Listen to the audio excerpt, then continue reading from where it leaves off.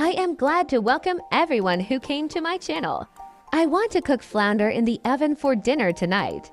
And since it's vegetable season, I'll cook the fish in vegetable sauce. Let's cook together, stay with me. Place an onion cushion on the bottom of the mold. Peel the flounder and cut into portions. Add salt. Put the fish on the onion. Sprinkle the finely chopped garlic on top. I chopped tomatoes and peppers in advance with a blender. Add salt and ground black pepper to it. Also add teriyaki sauce or soy sauce and honey, which can also be replaced with sugar.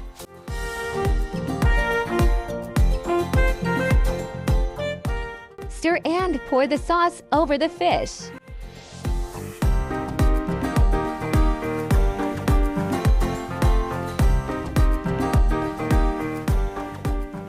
Place the mold in a cold oven. Turn on the heat to 200 degrees and bake for about 40 minutes from the moment the sauce boils.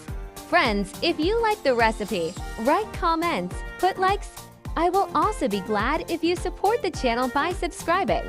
And it's time for me to say goodbye to you. I wish you all a good day and a great mood. Cook with pleasure. See you soon.